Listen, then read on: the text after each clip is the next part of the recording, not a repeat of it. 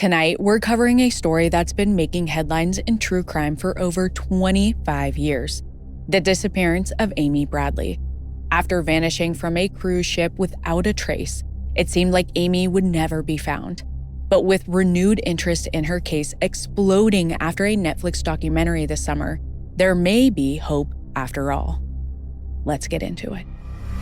It's the story of a 23-year-old woman who went on a Caribbean cruise and then vanished. What happened to Amy Bradley? She's a young woman who disappeared on a cruise 28 years ago while vacationing with her family. Brad, after all these years, what makes you think your sister is still alive? It's just a gut feeling. My parents and I have shared the same feeling ever since day one.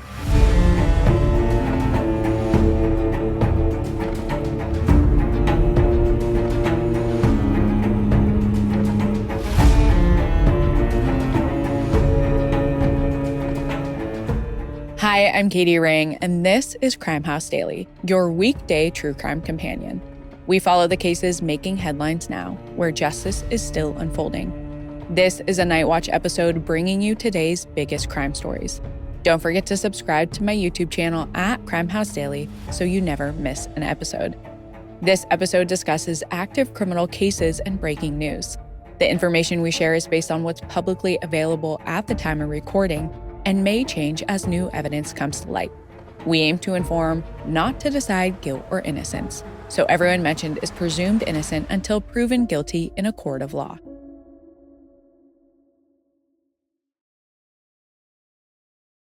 In 1998, a 23-year-old woman named Amy Bradley vanished from a cruise ship in the Caribbean. Investigators searched the ship and the surrounding waters for her, but there was no trace of Amy, and she is still missing to this day. With no trace of her in the water and a handful of alleged sightings, numerous theories have circulated surrounding her disappearance and what happened to Amy Bradley. Most people, including Amy's family, believe she was kidnapped into sex trafficking. For over 25 years, authorities have struggled to track down new leads. But the attention the Netflix series Amy Bradley is Missing has brought back to this case has also brought back potential new leads and some renewed hope for the family. So who is Amy Bradley? And who are the people who refuse to give up on her? Let's begin. Amy Bradley was born on May 12, 1974. She grew up in Chesterfield, Virginia, about 100 miles south of Washington, D.C. Amy's brother Brad says their family was always extremely close. Amy's parents, Iva and Ron, were extremely supportive of their kids, especially Amy and her brother Brad's athletic endeavors. Amy was an incredible athlete who received a full-ride scholarship to play basketball at Longwood University, and her family was extremely proud of her. Amy graduated in 1998 and is so excited for what the future holds. She lands a full-time job, gets her own apartment, and even gets an English bulldog puppy, which she has wanted her entire life. Amy's dad, Ron, was an insurance agent, and he had won a Caribbean cruise trip for being one of the company's top performers. The trip was supposed to be only for Ron and Iva, but the couple wanted the kids to come with them to make some new memories together before the kids are too busy and adulthood gets in the way. Some sources have claimed that Amy wasn't thrilled with the idea, but her brother said that they were both all in and very excited. Despite them both having a fear of flying and Amy not loving the ocean, they were excited for the new adventure. Although Amy was on the high school swim team and was a trained lifeguard, she was more of a pool gal because she liked being able to see what was below her. But she figures she won't actually be going in the ocean all that much. She is also a little afraid of heights, but she puts her fears aside, and on March 21st, 1998, the Bradleys board the Royal Caribbean's Rhapsody of the Seas in San Juan, Puerto Rico. It's a huge ship with almost 2,000 people on board. Their suite is spacious and cozy, and there's even a balcony with a view of the ocean, although Amy refuses to look over the edge.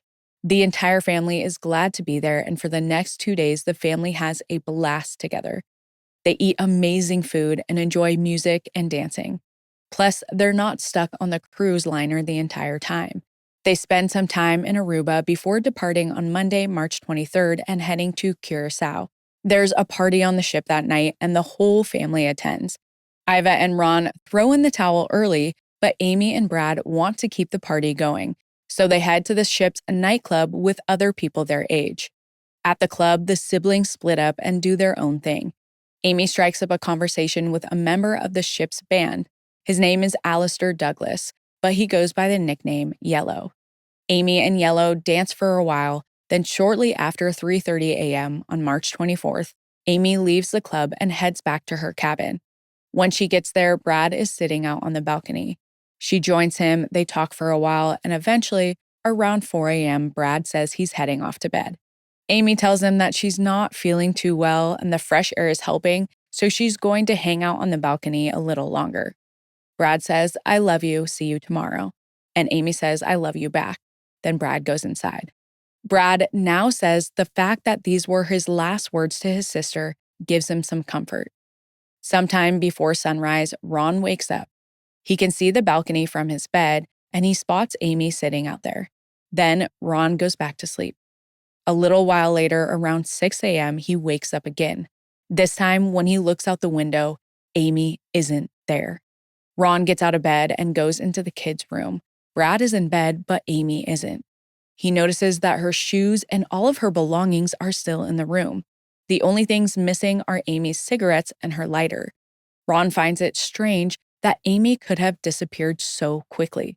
He leaves the cabin and searches the entire ship for her, but he doesn't find her. Now, Ron's starting to feel panicked and returns to the cabin to wake up Iva. She gets dressed, and together they go speak with the ship's officials. The Bradleys ask them to make an announcement over the ship's speakers, but officials refuse. They say they don't want to create panic among the other passengers. So Iva offers another idea.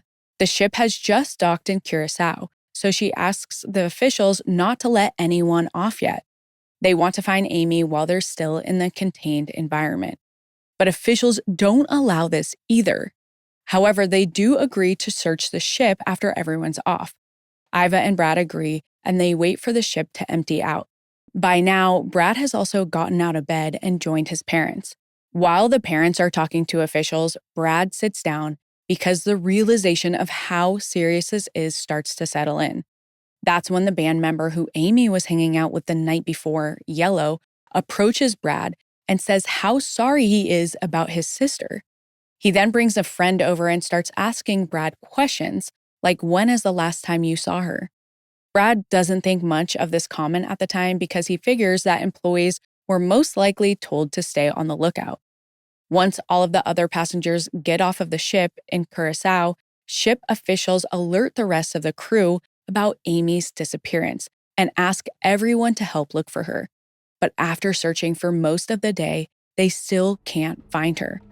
Eventually, it's time for all of the other passengers to get back on the ship. Once everyone's accounted for and there's still no sign of Amy, the Bradleys ask the ship officials if they can remain docked in Curaçao, in hopes she'll turn up soon. By now, the Bradleys are beginning to fear the worst. They're afraid that someone has kidnapped Amy. I've seen so many people on social media talking about how clothes are getting more and more expensive, but the quality of the fabrics keeps getting worse and worse. It feels like even designer labels are using polyester, but charging the prices of real quality fabrics like cashmere, wool, and real silk. I've been searching for some staple pieces for fall and winter that are made of high-quality real fabrics that will actually last. And if you're in the same boat, you need to check out Quince. One of my favorite parts about Quince is that they are working directly with ethical, top-tier factories so you get high-quality clothes, ethically sourced, for half the price. I'm also on the quest for the world's comfiest bed, so I ordered their linen duvet and the mulberry silk pillowcases. For anyone who has asked about the hair, 100% silk, not polyester satin, is key to protecting it, so I'll make sure to report back on those. Step into the holiday season with layers made to feel good, look polished, and last. From Quince. Perfect for gifting or keeping for yourself. Go to quince.com/CHD for free shipping on your order and 365-day returns. Now available in Canada too. That's QUINCE.com. quince.com/CHD to get free shipping and 365-day returns. Quince.com/CHD. On March 24th, 1998, Amy Bradley's family begins to fear that she's been kidnapped off of their Caribbean cruise ship. They don't know who would want to do something like that, but Amy's not the type of person to let her family worry, so it's the only explanation they can think of. And if they're right, they are not about to leave their daughter behind. However, officials don't allow this either. Instead, they offer up a different theory about what could have happened. They think Amy fell overboard. They say maybe it was an accident. After all, she had been drinking the night before. Or maybe she even jumped on purpose. The Bradleys do not believe that Amy would have thrown herself overboard. They also don't think she would have gotten so drunk that she would have stumbled over the railing somehow. But at her height, that would have been extremely hard anyways. To the Bradleys, this is still pretty far-fetched. They know Amy's afraid of heights and was refusing to even look over the side of the ship. They also say that Amy had so much she was excited about at home and so many plans she was making, they don't think it's possible she jumped. At the same time, ship officials have them convinced that Amy falling is the only explanation. Officials tell the family they can disembark and contact authorities to launch a formal search of the waters. And that's what the Bradleys do. Once they're on the island, they contact the U.S. Embassy, and a full-scale search ensues. Airplanes fly over the ship's path to see if they can spot Amy out on the water, and divers join the search as well. But by March 27th, 3 days after Amy disappears, authorities don't find anything, and they call off the search. Professional divers and search teams believe there is no way Amy fell or was even thrown off the ship, because they would have found some kind of remains, whether it was her body or even just a piece of clothing. At this point, they weren't in the middle of the ocean, they were close to the port. However, by this point, the FBI has been brought in to look into whether Amy might have remained on the ship after all. By the time the water search ends on the 27th, the cruise only has about 1 day left, so the agents have to act fast. Soon, they start to wonder if ship officials didn't search for Amy as thoroughly as they had let on. First, agents learned that when the ship's employees conducted a search for Amy, all they did was look inside bathrooms and common areas. Anyone who's been on a cruise ship or has seen the movie Titanic knows there are a lot of small corridors and back rooms that only staff members have access to. In other words, the search of the ship basically only scratched the surface. Agents also speak to a man who was filming a promotional video for the Royal Caribbean. He realizes he caught Amy on camera. She's dancing in the nightclub the night before she disappeared, and she's with the band member Yellow. They show up on the video together a few times until about 3 a.m. When agents speak with Yellow, he tells them that he and Amy hung out until about 1 a.m. before he went back to his room. But the footage tells a different story, so they keep Yellow on their radar. The Bradleys also catch up to the ship to help with the investigation and search for their daughter. When Brad hears that agents have been questioning Yellow, he thinks back to the day when Amy went missing, when Yellow said he was sorry about his sister. Brad now realizes that at that point, ship officials hadn't told crew members about Amy's disappearance yet. So, what did Yellow mean when he said he was sorry? Did he know that something terrible had happened to her? Investigators barely have time to ask Yellow these questions, because soon the cruise comes to an end and all of their potential witnesses are scattered. However, they continue to question Yellow, but he is eventually cleared of any involvement. The Bradleys still remain suspicious of him, though. After they return home to Virginia, 2 young women who were also on the cruise contact them. The women say that they saw Amy with Yellow at 5:45 a.m. and that he handed her a drink. If this is true, it could mean that Amy left the cabin and met up with Yellow before he potentially aided in her kidnapping. Unfortunately, this new information doesn't seem to change the FBI's opinion of him. So the Bradleys try other methods of finding Amy. About a month after they return home, they create a website in hopes of raising awareness about Amy's disappearance. The family is certain that Amy is alive. They can't explain it, but Iva, Ron, and Brad all have a gut feeling that she's out there somewhere. They just need to find her. Over the next year, Ron and Brad return to Curaçao a handful of times to search for her. During one of these trips, a man approaches them and says he's seen Amy before. He works as a taxi driver on the island, and he claims that shortly after Amy went missing, he saw her running through the streets in search of a telephone. While this gives the Bradleys hope that Amy is in fact alive and fighting to get home, it also adds to their darkest fears that she was in fact kidnapped. By now, both the Bradleys and the FBI believe that Amy was targeted by human traffickers and that she's been forced into sex trafficking.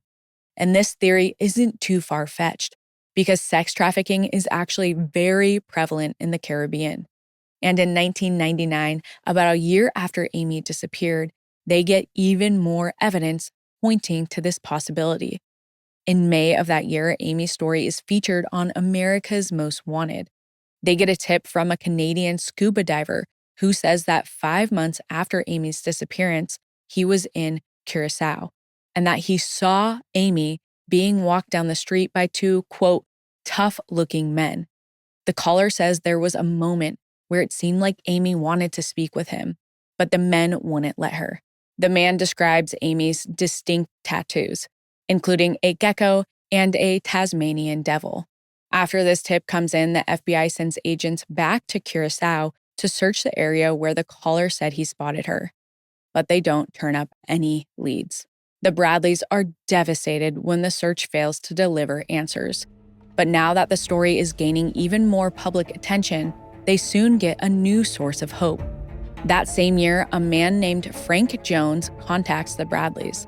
Frank says he's a former U.S. Army Special Forces officer with a team of ex-Army Rangers and ex-Navy SEALs, and he wants to help them find Amy.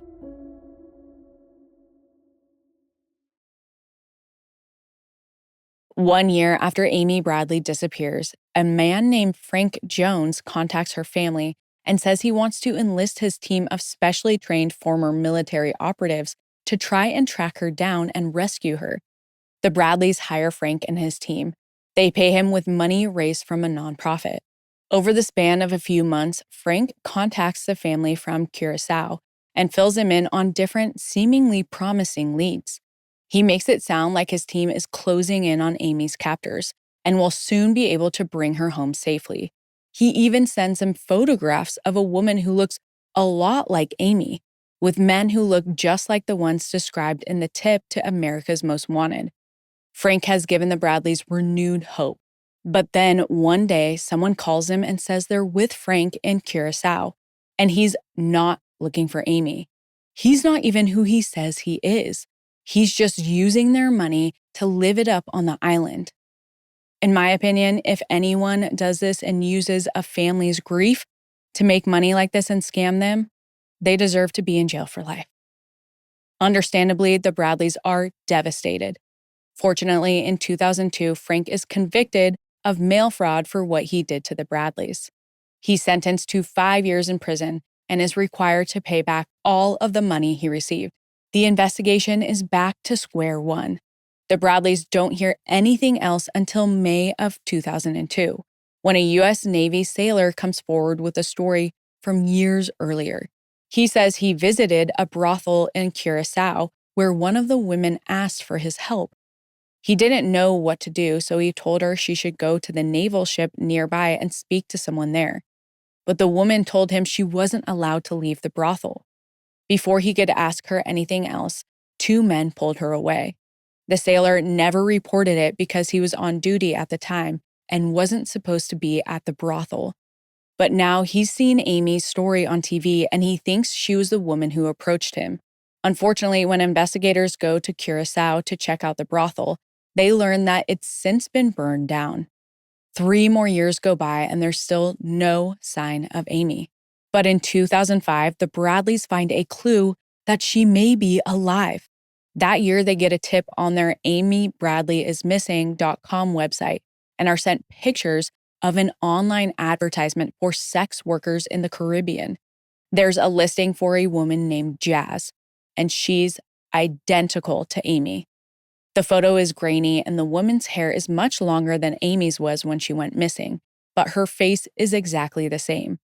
The Bradleys believe it is Amy. They show the picture to an FBI photo analyst who also agrees.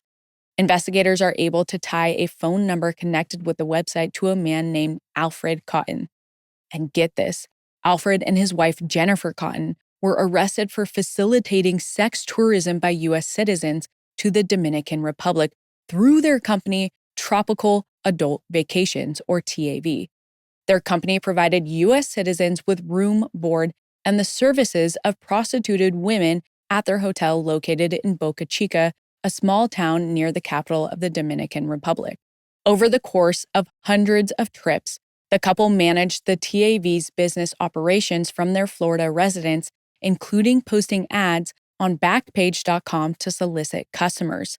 The even crazier part is someone reported seeing Amy Bradley in San Francisco with a man. And if you're watching, this is the sketch of the man. And this is a picture of Alfred Cotton. Insanely uncanny, if you ask me. After that, leads dry up for another 5 years.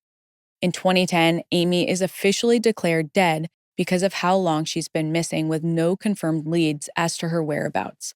But she remains on the FBI's missing persons list, and the official notice of her death can be reversed if something changes. But unfortunately, nothing does. Until 15 years later. Then in July 2025, when Amy's been missing for 27 years, everything changes. By this point, for the Bradleys, it might feel like the world, including U.S. authorities, have given up. But there are some people outside of the investigation who haven't stopped thinking about Amy. Netflix releases the documentary titled Amy Bradley is Missing. The documentary spends 4 weeks on Netflix Top 10, bringing the story back into the national spotlight. Pretty soon, the producers of the documentary are flooded with tips from people who think they've spotted Amy or have information on her whereabouts. As with many cases, many of these tips are unreliable, especially because even before the documentary was released, the FBI posted a $25,000 reward that leads to the identification, arrest, and conviction of the person or persons responsible for her disappearance. So people have a motive to get involved. However, Netflix producers do receive some valuable information. The first one is an anonymous tip from someone who was on the ship the night Amy disappeared. The source says that on that night, a female bartender was heard yelling, quote, "Señorita kidnap," repeatedly. It's worth noting that according to the sources, the bartender didn't speak much English.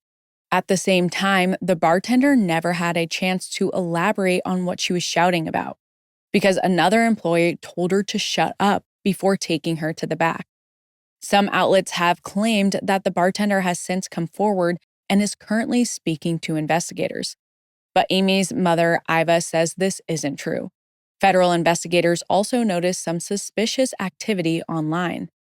They've been monitoring Amy's missing persons website and believe Amy herself might be visiting the site as a way to feel connected to her family and her old life.